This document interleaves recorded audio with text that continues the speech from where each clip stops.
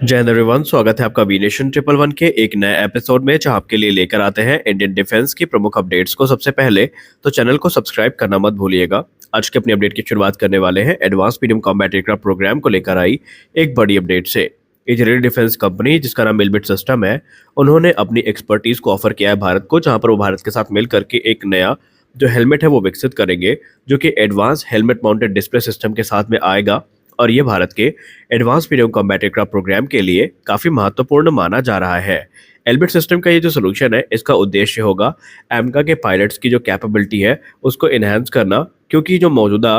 Helmet mounted display system उनके तरफ से ऑफर किया जा रहा है, इसमें हमें जो डैश हेलमेट सिस्टम है ये भी देखने को मिलेगा। अब अगर हम एडवांस या फिर जो आज के मॉडर्न हेलमेट माउंटेड डिस्प्ले की बात करते हैं, तो ये बेसिकली जो कन्वेंशनल हेड अप डिस्प्ले है इनको रिप्लेस करने का पोटेंशियल रखती है, जो कि एमका के कॉकपिट सिमुलेटर में हमें देखने को मिला था, जो कि defence research and development organisation के द्वारा विकसित किया गया है। सबसे महत्वपूर्ण चीज़ हमें देखने को यहाँ पर ये भी मिली है कि जो हेलमेट माउंटेड डिस्प्ले सिस्टम है ये आज के मॉडर्न फाइटर जेट में काफ़ी क्रूशियल पार्ट बन चुका है, और ये पायलट के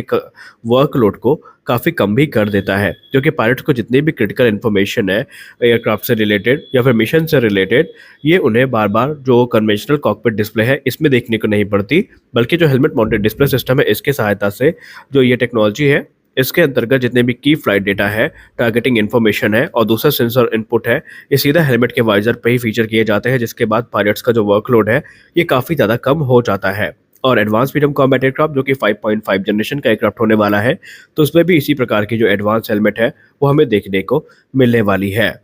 खैर, आपको बता दें कि सिर्फ एम का ही नहीं बल्कि तेजस प्रोग्राम के अंतर्गत भी जो नई हेलमेट्स हैं ये देखने को मिली है। तो हम ये कह सकते हैं कि जो टेक्नोलॉजिकल एडवांसमेंट है हमारे इंडिजिनस फाइटर जेट प्रोग्राम में, वो हमें चरणबद्ध तरीके से एक के बाद एक देखने को मिल रही है। हमारी अगली बड़ी अपडेट जनरल इलेक्ट्रिक को लेकर आ रही है। एक तरफ जनरल इलेक्ट्रिक जो अभी तक जेट इंजन डिलीवर नहीं कर पाई है, और उसके बाद अभी हाल ही में आप सबको अपने डिफेंस न्यूज़ की वीडियो में बताया कि भारतीय नौसेना के लिए जनरल इलेक्ट्रिक के साथ LM2500 गैस टर्बाइन इंजन की जो डील है ये फाइनली साइन कर ली गई है, जहां पर ये इंजन लोकली असेंबल किए जाएंगे हिंदुस्तान एरोनॉटिक्स लिमिटेड के द्वारा, जो कि हमारे फ्यूचर की जो वॉरशिप्स है भारतीय नौसेना की, इनको पावर करने का काम करेंगे। तो इस डील के साइन होते ही सोशल मीडिया में एक बड़ा हमें आउटरीच देखने को मिला है, जहां पर जो डिफेंस एंथुजियास्ट है, डिफेंस लवर है, वो लगातार इस डिसीजन का विरोध करते नजर आए हैं। और वो इस समय एक ही चीज़ को बार बार यहाँ पर बोल रहे हैं कि आखिरकार अगर हमें आत्मनिर्भरता प्राप्त करनी है तो हम फॉरेन कंपनीज पे इतनी डिपेंडेंसी क्यों दिखा रहे हैं।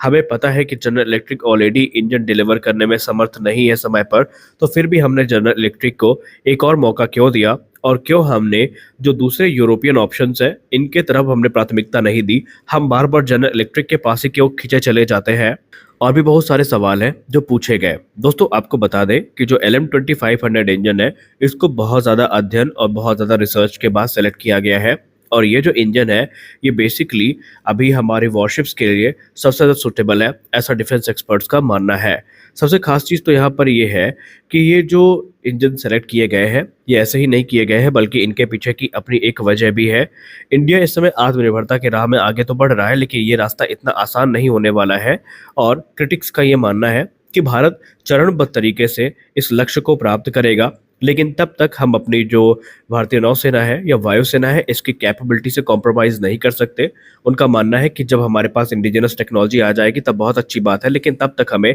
ऐसे ऑप्शंस की तरफ देखना पड़ेगा जो रिलायबल हो, कॉस्ट इफेक्टिव हो और उनको मेंटेन करना आसान हो। और ऐसे में LM2500 जो इंजन है फिलहाल तो एक अच्छे ऑप्शन के तौर पर दिखाई दे रहे हैं, क्योंकि अगर हम LM2500 गैस टर्बाइन इंजन की बात करें तो इनके पास से इनका एक वेल स्टैब्लिश ट्रैक रिकॉर्ड है भारतीय नौसेना के साथ। करेंटली ये बहुत सारी हाई प्रोफाइल जो नेवल प्लेटफॉर्म है, जिसमें शिवालिक क्लास फ्रिगेट हो गई, नीलगिरी क्लास की जो फ्रिगेट हो गई, इसके अलावा जो हमारा एयरक्राफ्ट कैरियर INS विक्रांत है उसको पावर करते हैं, और भारतीय नौसेना को इन इंजन्स पे काफ़ी ज़्यादा भरोसा है। LM2500 ने अपनी रिलायबिलिटी को, अपनी एफिशिएंसी को, अपनी ड्यूरेबिलिटी को अलग अलग इन्वायरमेंट में प्रूव भी किया है, और इसके साथ ही साथ जो शी की चैलेंजिंग कंडीशंस होती हैं वहाँ पर इनकी परफॉर्मेंस भी कॉम्प्रोमाइज़ बिल्कुल भी नहीं हुई है। इनकी डिज़ाइन से लेकर इनके परफॉर्मेंस सब अपने आप में एक बड़े फैक्टर थे इनको सेलेक्ट करने का। और सबसे खास बात तो ये है कि वर्ल्ड वाइड तकरीबन 40 नौसेनाओं के द्वारा LM2500 इंजन का इस्तेमाल किया जाता है, और इनसे संबंधित जो इशूज़ थे वो लगभग ना के बराबर थे।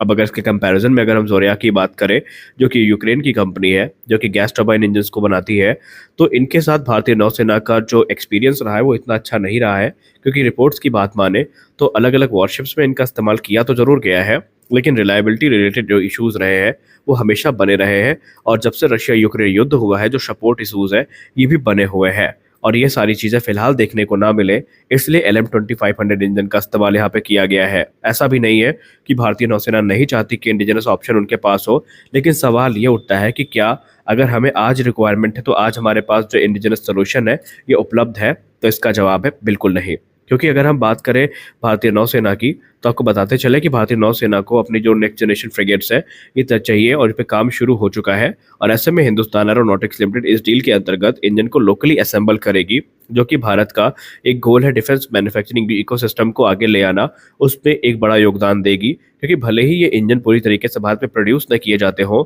लेकिन ये एग्रीमेंट आगे चल के राइट डिसीजन डायरेक्शन में जा रहा है, इसका पूरा भरोसा ये दे रहा है। इससे लोकल जॉब्स क्रिएट होंगी और जो इंडस्ट्रियल कैपेबिलिटीज़ हैं वो डेवलप होंगी और जो टेक्नोलॉजी ट्रांसफ़र है, ये भी काफ़ी ज़्यादा एडवांस होगा। LM-2500 बहुचर्चित इंजन है, जो कि अपने एक high power to weight ratio के लिए भी जाना जाता है, अपनी फ्यूल एफिशिएंसी के लिए जाना जाता है, अपनी ईज़ ऑफ मेंटेनेंस के लिए जाना जाता है और सबसे खास बात ये है कि अपनी क्वालिटी के लिए जाना जाता है। ये इंजन 30 मेगावाट की जो पावर आउटपुट है वो देता है, जो कि हमारे अलग-अलग नेवल प्लेटफ़ॉर्म्स के लिए सफिशिएंट है, फिर चाहे वो फ्रिगेट हो या फिर एयरक्राफ्ट कैरियर हो। अब यहाँ पर एक चीज़ और है, भारत स्वदेशी तौर पर विकसित तो कर रहा है, लेकिन हमारे पास इस समय वो इंजन उपलब्ध नहीं है। अब सवाल ये उठता है कि भारत कौन-सा इंजन विकसित कर रहा है? तो आपको बता दें कि भारत में कावेरी मरीन इंजन जो है, ये विकसित किए जा रहे हैं, जो कि defence research and development organisation के द्वारा विकसित किए जा रहे हैं और ये कावेरी जेट इंजन प्रोजेक्ट पर बेस्ड है। लेकिन अभी तक अगर हम बात करें तो ये डेवलपमेंट फेज़ में ही है और लार्ज स्केल यूज़ के लिए नेवल वेसल्स में ये प्रूव नहीं हुआ है और जब तक ये इंजन वैलिडेट नहीं होता और एक रिलायबल ऑप्शन के तौर पर हमारे सामने उपलब्ध नहीं होता, तब तक भारतीय नौसेना जो है वो मैच्योर इंजन की तलाश करेगी, जो कि उनके वॉरशिप को पावर कर सके और इसका मतलब ये है कि LM-2500 इस समय हमारे पास एक बेहतरीन ऑप्शन के तौर पर उपलब्ध है। अब आप में से बहुत सारे लोग कहेंगे कि यूरोपियन अल्टरनेटिव्स भी तो है, जैसे कि MT-30 गैस टरबाइन इंजन हो गया, जो कि रोल्स रॉयस के द्वारा बनाया जाता है और ये भी जो ब्रिटिश रॉयल नेवी की टाइप 26 फ्रिगेट्स है और यूएस नेवी की झूमवॉल्ट क्लास डिस्ट्रॉयर्स है, इनको पावर करते हैं। तो जी हाँ, बेसिकली MT-30 काफ़ी कैपेबल इंजन है और ये 40 मेगावाट की पावर आउटपुट भी देता है, जो कि LM-2500 की तुलना में ज़्यादा है। लेकिन आपको बता दें कि ये ज़्यादा एक्सपेंसिव भी है और LM-2500 की तुलना में ये बड़ा भी है और बहुत सारे एक्सपर्ट्स ये मानते हैं कि भारतीय नौसेना की जो वॉरशिप डिज़ाइंस हैं, इनमें ये फिट नहीं बैठेगा। इसके लिए हमें फिर से चीज़ों को रीडिज़ाइन करना पड़ेगा और ये एक काफ़ी खर्चीला और समय लेने वाला प्रोसेस होने वाला है। इसके अलावा एक और इंजन है SDT 500, लेकिन इसको बेसिकली जो इंडस्ट्रियल एप्लीकेशंस हैं उनके लिए इस्तेमाल किया जाता है और इसका जो नेवल ट्रैक रिकॉर्ड रहा है वो LM-2500 की तुलना में काफ़ी अच्छा नहीं रहा है और यही कारण है कि भारतीय नौसेना इस समय जो LM-2500 है, इनके साथ ही जाती नजर आ रही है। तो आज के इस वीडियो में बस इतना ही। मिलते हैं अगले वीडियो में कुछ और अपडेट्स के साथ, तब तक के लिए जय हिंद।